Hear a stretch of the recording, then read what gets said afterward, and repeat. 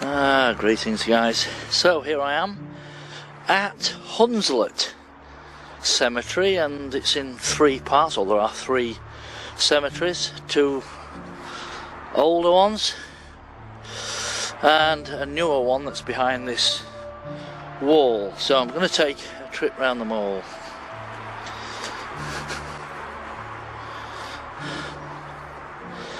And once again we see this kind of collapsed tombstones. I mean, this at one time would have been beautiful.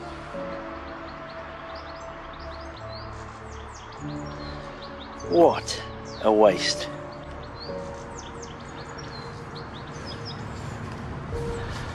Look at this broken cross. It's all being gradually overtaken by creepers and weeds. I've just been talking to a lady here that is looking for volunteers. I said, well, unfortunately I don't live anywhere near here, and to be absolutely honest guys, I wouldn't volunteer to do the job that a local authority should be doing. She said to me that it's the local authority's job to look after the grounds but not the stones. She said it's the family's responsibility to look after the stones. I said, well, hold on a minute, you're talking about stones that are over 100 years old. There is no family to look after them. What are you talking about? There's no family left. You wouldn't find any family. They're probably living abroad or down south or in Scotland or somewhere. So, you know, it doesn't make sense, guys, to claim that it's a family's responsibility to look after gravestones. I mean, up to a point, I suppose they should keep them clean, and I suppose in a reasonable state.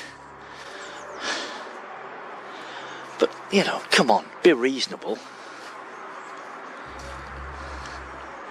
Look at this, guys. I mean, it's just shocking, isn't it?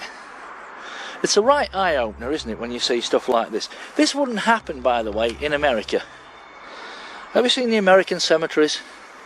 They're in such a good state.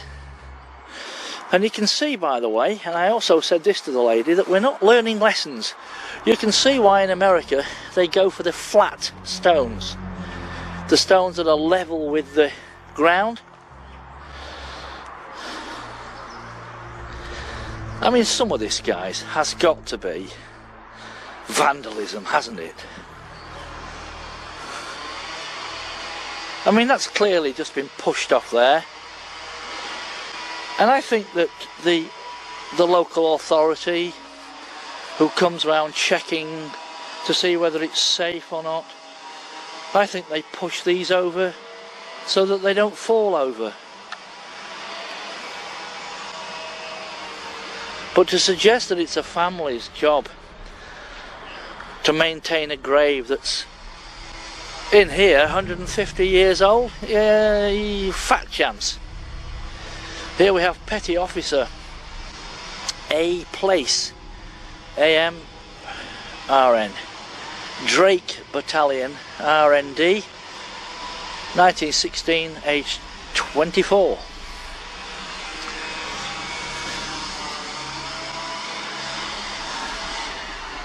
Just my luck to come on a day when somebody's got a still saw out. Yeah, Rifleman Sugget, West Yorks Regiment, 1917 January. And I'm now having to walk on these fallen stones.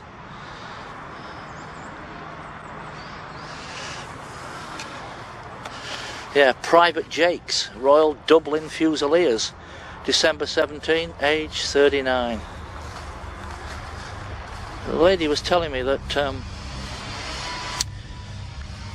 the locals who live on this estate here, presumably, often throw rubbish over the wall there, mattresses and kids' toys and whatnot.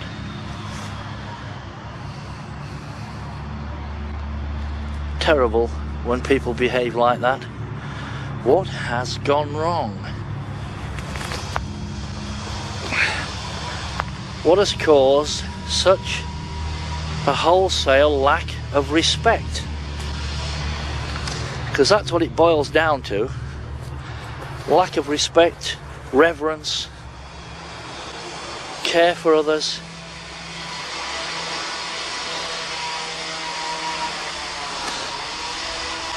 What a pain in the arse that still saw is. Look at this here.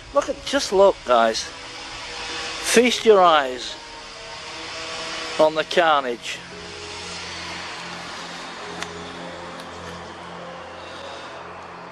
She wants volunteers, this lady, to basically clean up the ground and pull out all the saplings that are growing.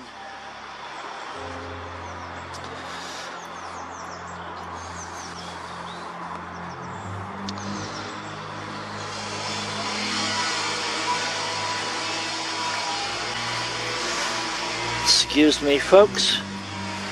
I hate standing on graves. This has been stood on bricks many years ago. Just look at the arms that's missing, the broken wings. Could be the ravages of time, I suppose. Although I doubt it, to be absolutely honest with you. We have churches, minsters, cathedrals, abbeys that are standing after 1,000 years in better condition than some of these.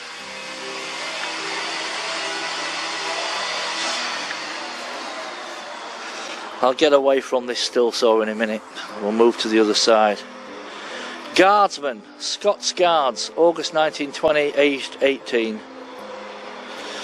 His name, C. Farnell, H.W.C. Farnell.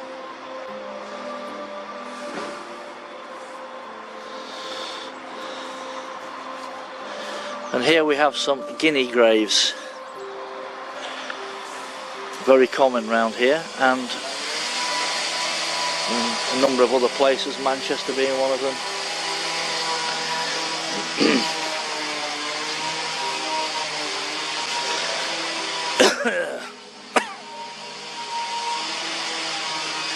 Private Longbottom, West Yorks Regiment, 1916, age 26.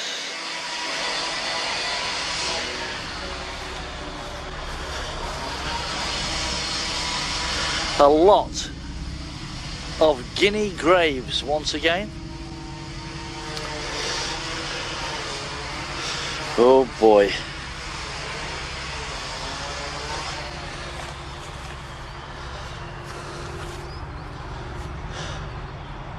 (1896) these examples, but just look at them all.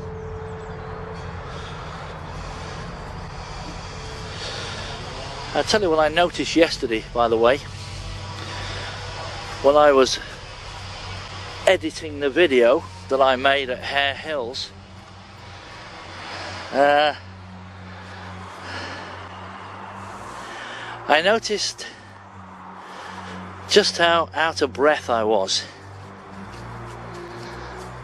I'm finding that I'm getting more and more out of breath, and it's really evident when you listen to the recording, and it's the damage that was done by the pox, the reduced lung capacity, the scarring, the cellular damage. This is how it leaves you, guys.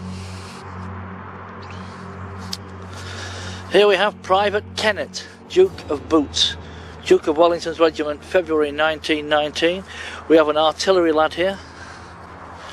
Let's have a look.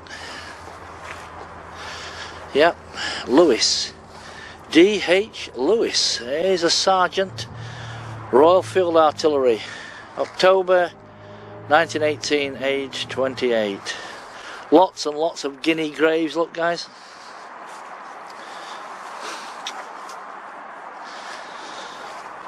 I'm trying not to move the camera around too quickly because I noticed that as well. It is very difficult because this is a Nikon P1000 I'm filming with, and it weighs as much as a sack of spuds. It's a bloody heavy thing to hold in one hand. Yeah, Corporal Edmonds, Yorkshire Regiment, is it? No, sorry, Cheshire Regiment, 1921, age 35. Where were we? Where was the Cheshire Regiment in 1935? Looks like Coyley. Yes, 28th of March 1919. More guinea graves.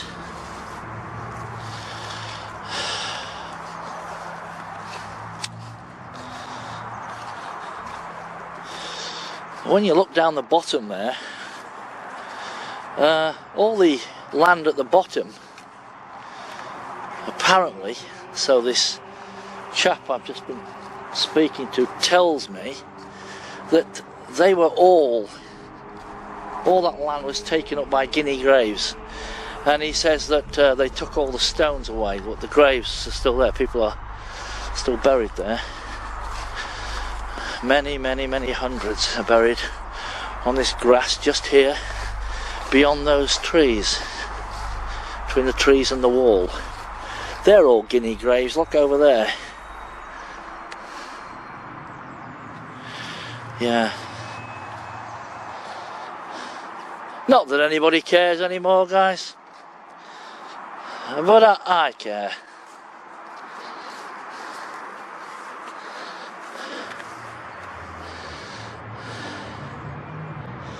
See, here's a grave, look. Last burial 2001. Nice stone. Nice grave. Let's come back in 20, 30 years time and it will look like the rest. Yeah. That's the problem with it. Private Driver Whittaker, Field Artillery, 1918, 29 years of age. Private Hudson, 24th Battalion Canadian Infantry, January 1917, age 24. Look at the state of the grave. The problem, guys, with the people that look after the war graves, the War Graves Commission, the graves are looked after, I think for the most part, by volunteers. They do employ people to look after some of the bigger spreads of graves, but the graves like this in local cemeteries are looked after by volunteers, guys. Signalman Gaunt, August 1942, age just 19. But they don't take the same care, look. So if you're a serviceman that dies in action or whatever, and you're buried amongst other servicemen in a plot, in a War Graves Commission plot, then they'll take great care of the grass. It'll be level, it'll be beautifully lawned with beautiful flowers. But when you're buried on your own, like this chap here, suddenly nobody gives a shit anymore. Sapper Fitzpatrick, Royal Engineers, March 1919. It's true to say, guys, It needs to be said, and it's true. It's just devastation, isn't it? Looks like somebody's gone through the cemetery in a tank.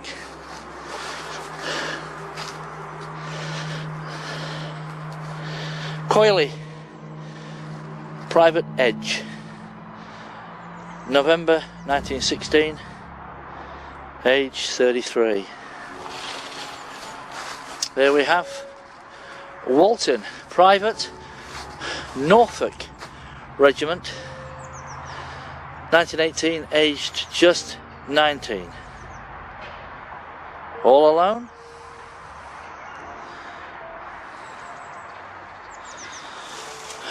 Who cares?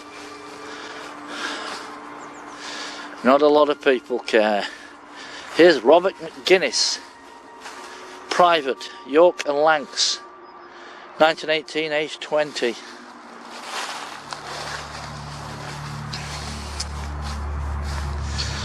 Yes. Driver Sir, SURR, Royal Army Service Corps, February 1946, age 25 or 26, can't quite read it. Sergeant D. Pratt, Air Gunner, October 1944, age 20. 1 minute this guy was sat in his plane, and the next minute he's laid in here. Loving memories of a dear son, it says on the bottom. Rifleman Wardle, 1919, the Rifle Brigade. Aged, can you believe this, guys? I'm going to zoom up on this so you can see it.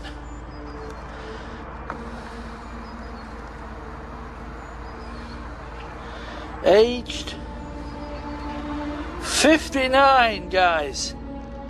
Wow.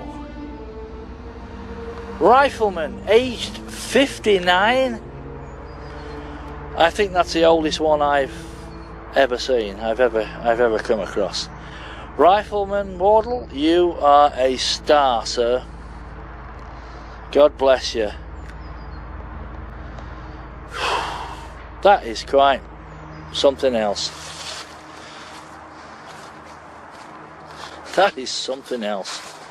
Oh boy.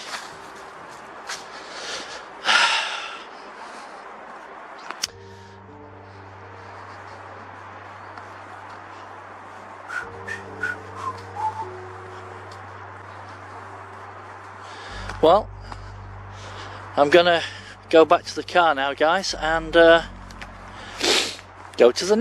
Alright, guys, this is the second cemetery, or second half of the first older cemetery at Hunslet in Leeds.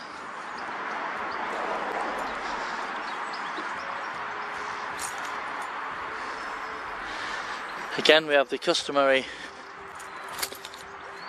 8888888888 placed on a ley line. Freemasonic obelisk.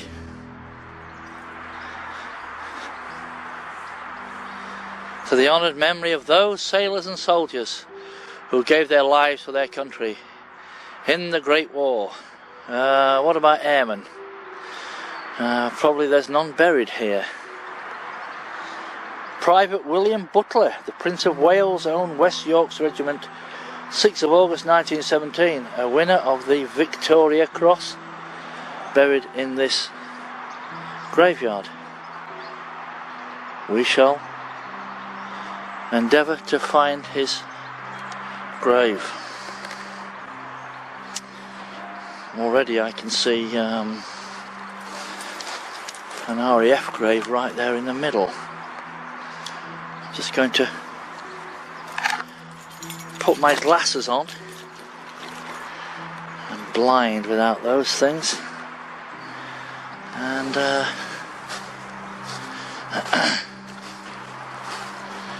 Who is this? Corporal. Corporal Woods, Royal Air Force, 1943, aged 38.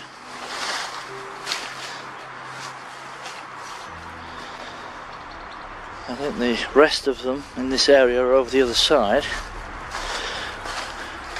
Obviously, guys, there's going to be a lot of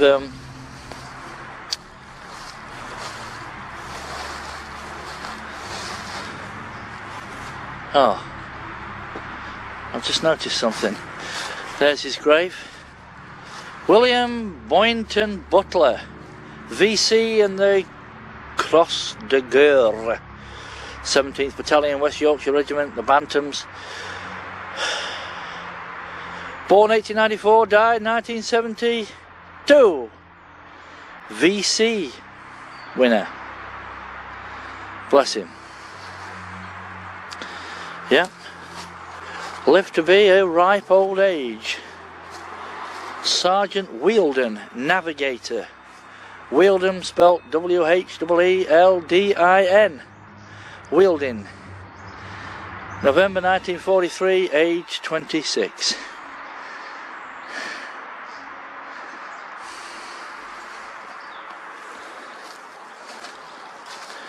What I want to do, guys, is see, I've got this recording device. Right, it's recording. I'm going to leave it somewhere.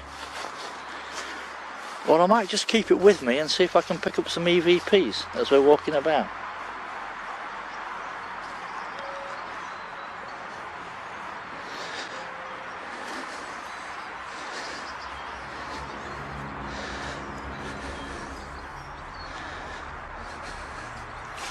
RAF, Aircraftsman 2nd Class Taylor, 1946, age 47.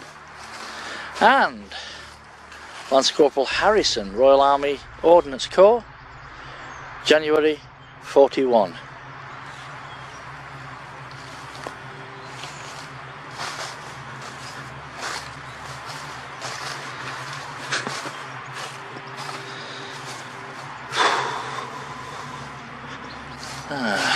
Sapper Gummersall, Royal Engineers, August 1945. And what's this, Royal Army Service Corps? Yes. April 42, age 26, the name of Barfoot. And once again we see the usual destruction of the graves. Terrible, guys. Although this cemetery does seem to be a little bit smarter than the others, it's still pretty bad.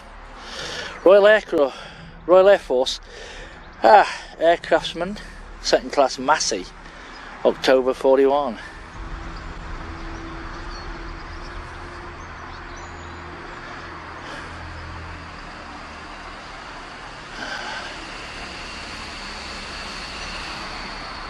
Sailor there, and 2 artillery lads there, and an RAF one just there. I might nip to quickly get these.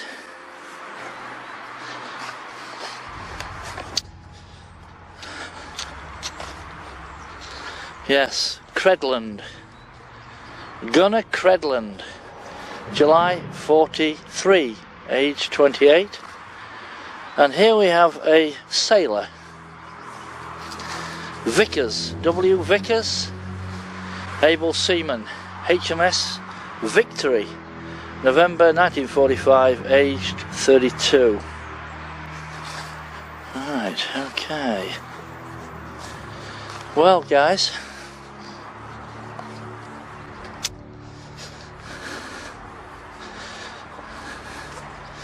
artillery lad, M.W. Walker, Royal Artillery, a gunner, September 42, age 27. I don't know why there is a compact disc in the middle of this grave, but there is. Somebody's obviously spun it. And here we have Corporal Reeves of the Royal Air Force, August 41, aged 44. I think we need to bear in mind that not everybody Not everybody that is lying in a grave such as this, a war grave, was necessarily killed in action. Some clearly die of old age whilst in the forces, well, what we call old, 50 or whatever. Some die from natural causes.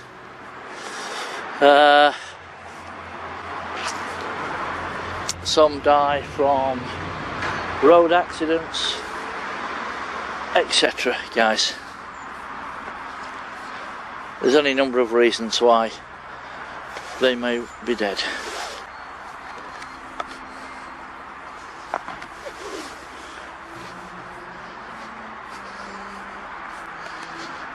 So,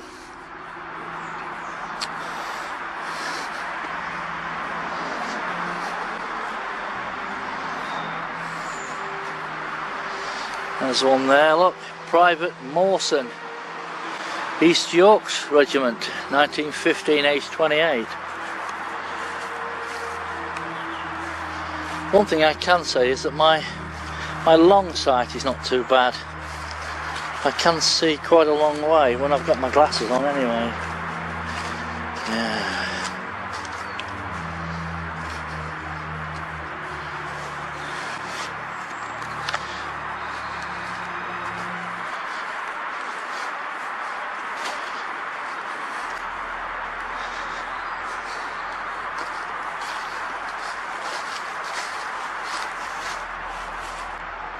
Private S. Hall, again Duke of Boots, Regiment, 26th of Jan 41.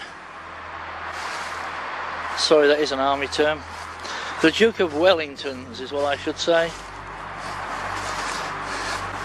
Another sailor here, Appleyard, leading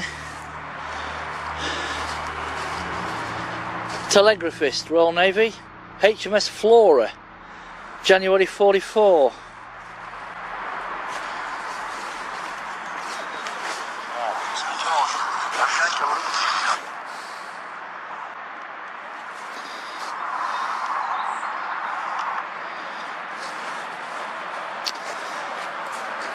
Sergeant Smith, King's Own Yorkshire Light Infantry, March 46, age 47. That's another one, 47. In King's Own Yorkshire Light Infantry. It's quite old, guys, to be a private or whatever.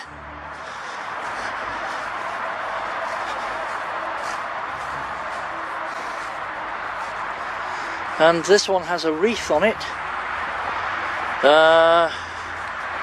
Can't quite see what it is. I think the name is Harrison and it's Pioneer Corps, 1947. A dear dad and the beloved husband of Ida Harrison. Very sweet. At least somebody's made an effort. Right, let's move on. I always feel a little bit vulnerable in these places, guys, as I've explained before, because if you look round, I literally am entirely on my own. Apart from those in spirit who are currently accompanying me around this graveyard and thinking, what the hell is he doing?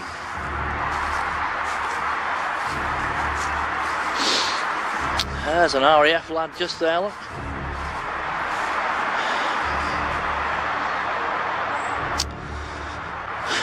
In fact, there's two. Sergeant Sutcliffe, wireless operator and air gunner, May 44, age 20.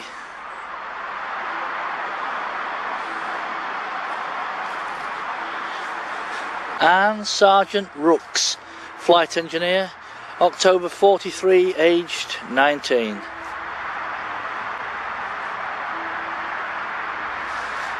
Aircraftsman second class Fernley,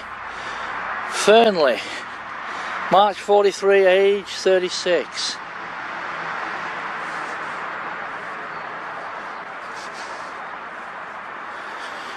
Private Schofield, Pioneer Corps, March 47, age 46.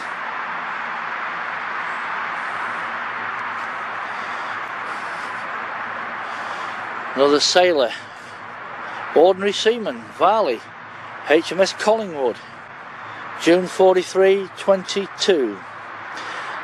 Is Collingwood shore-based? I think some of these HMSs and SSs are shore-based, I think.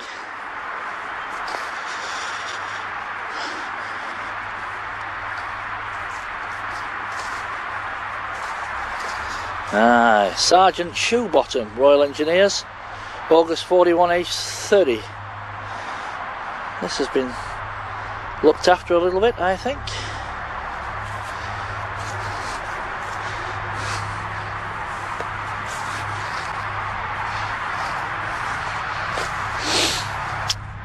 Aircraftsman, leading aircraftsman, Hemsley, 11th of September 1940. You wonder how aircraftsmen can be killed in war. Well, they can be blown up in explosions on the ground. There were a number of accidents during the war. Driver Joe Bowling, Service Corps 39, age 31. There were a number of accidents, guys, where ammunition dumps exploded, where planes blew up on the tarmac, their bomb load went up. Yeah. You don't have to fall out of the sky in an aeroplane. There are other ways that you can end up in here. Harrison, another one. Able, seaman, Royal Navy, 1947, age 39.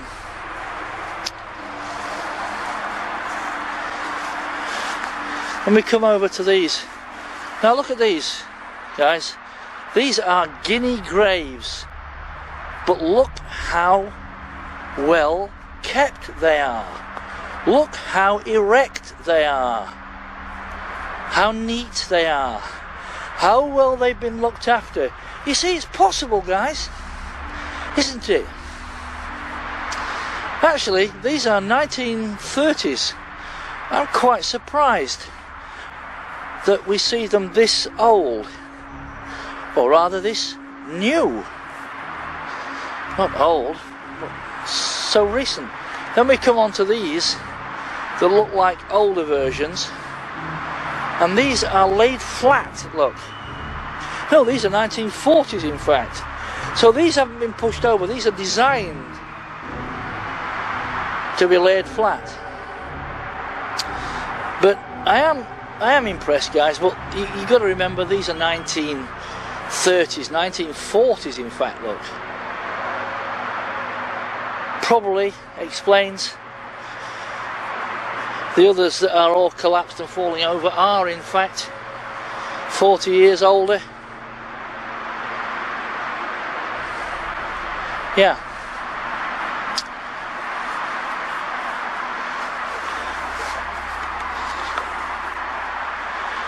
Here we have an ATS lady, an ATS. I like to see these, not in the sense that somebody's died, but I like to record them because I think they get forgotten about. Muriel Harden, February 47, age 22.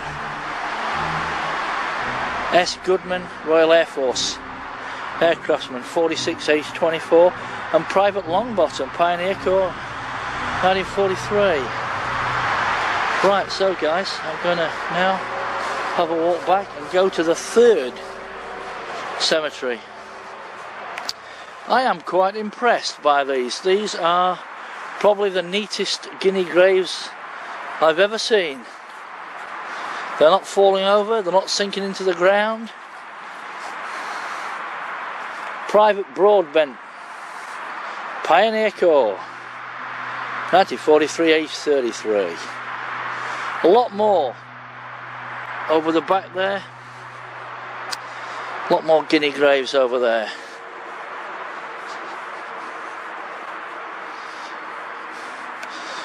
Clearly there's a lot of sinking going up here in the ground, but then you'd expect it, guys. There's however many bodies in each one. I mean, how many bodies is in this one? Flipping heckers. 1, 2, 3, 7, 8. About 16 or 17 in that.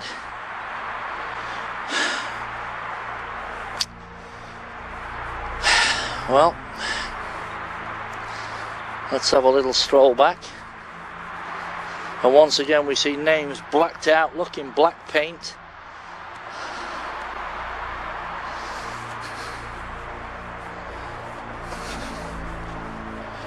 Yeah. Corporal Allen, Royal Engineers, 1941, age 38.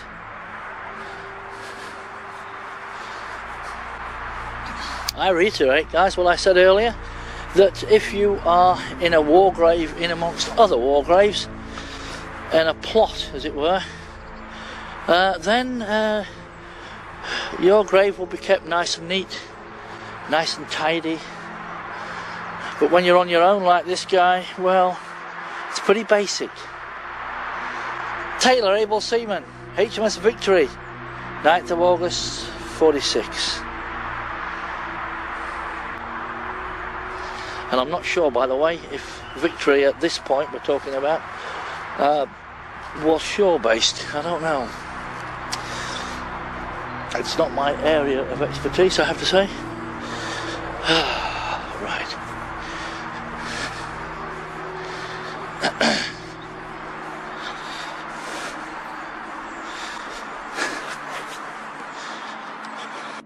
And again, guys, a lot of guinea graves there. Apart from the one that's got LUFC painted on it, Leeds United Football Club. Why some moron would do that, God alone knows. The rest of them, though, are immaculate. Look at that. Beautifully kept.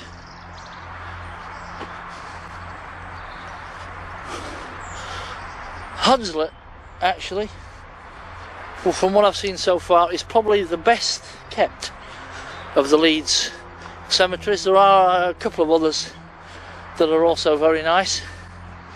So, for today, and I haven't seen the third one yet, so I shall reserve judgment entirely, but so far, what can I say?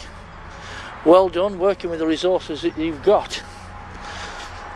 If it's not the local authorities' job to do it, it requires funding and volunteers. Well, something needs to be done, guys.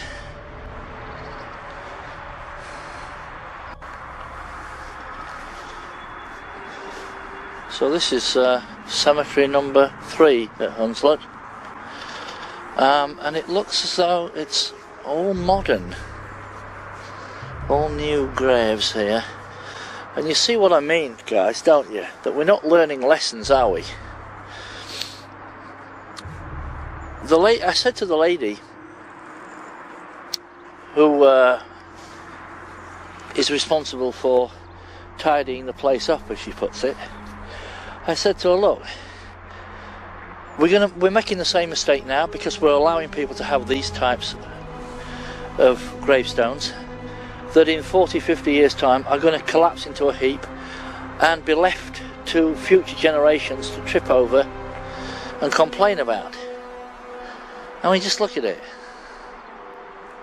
I mean, it's utterly crackers that we're allowing this now. We shouldn't be allowing it.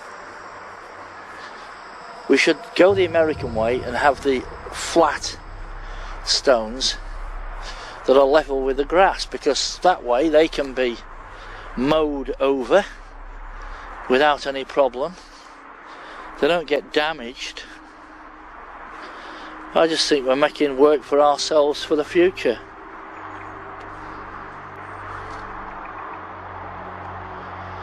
Doesn't make sense, guys, does it? We're supposed to learn from our mistakes.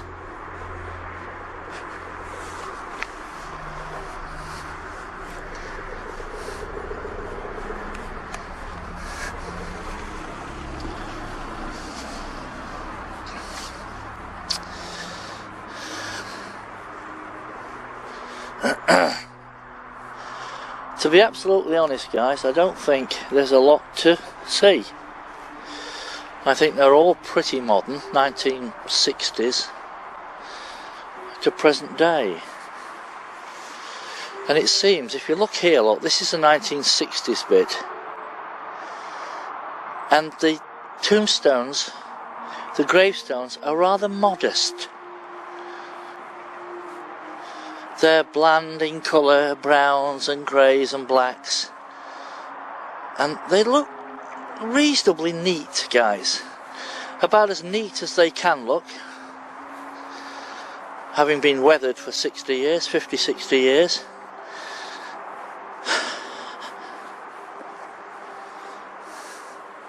And then it seems as we move forward in time, we get over to this side, and I don't want to deliberately focus my camera over there because there's some people over there paying their respects, and so out of respect for those people, I'm not going to highlight them, let's put it that way. I might just catch them on camera, but if you see what I mean, guys, these are what you might call gaudy. I don't wish to be disrespectful, but now we're starting to put metal fences around. I suppose that's always happened, and turfing around it with fake grass. I think that is, guys, isn't it? Is that real grass? It looks fake. I don't know. I mean, I understand when people lose their loved ones, you know, they try and do all they can to see more turf here. Look, yeah, is it real grass? I don't know. It might be, actually. It's hard to say. But I find them, guys, that we're going to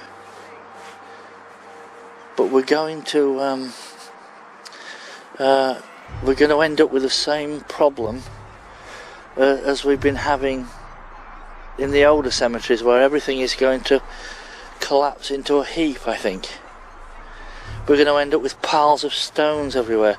Oh, look at this. It's artificial turf. Look, guys, you can see what it's turned over at the bottom. Look, you can see the rubber underneath. I don't know. Am I being harsh? I don't know, guys. But it seems to me that this is like typical of the age in general, where we try to outdo our neighbour. So we have a bigger television, a bigger house, a bigger car, and a bigger tomb. Except that they're not, I don't know, guys, when you look at the big tombs from the Victorian era, there was something stylish about them.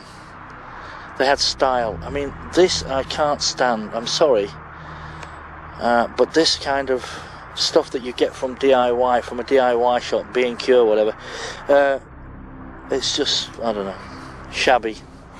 And I don't know what that is there, these plastic things. Oh. It's like people are trying to outshine their neighbour. You see, here's a half decent tombstone, look. Plain, sand coloured. Rene Goodair.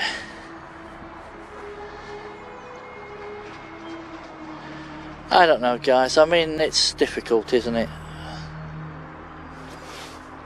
It's difficult for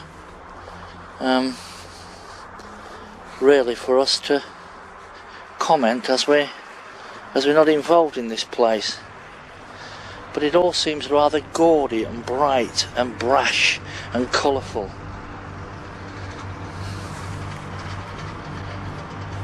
And look at all the ornaments, all the dolls and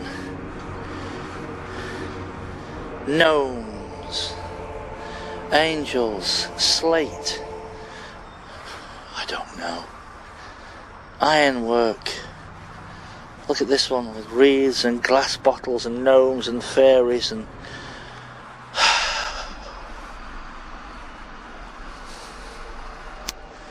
I don't know, guys. I don't know what to make of it, to be honest. The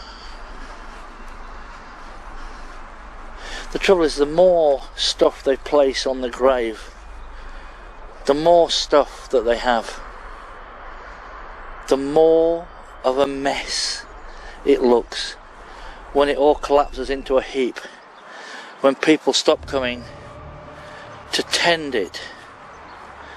See, this looks like a double bed to me. I don't know, guys, I think it's reasonable criticism. I like this, you see. This is sacred to the memory of the Reverend Charles Richard Hereford House. Plain, fits in.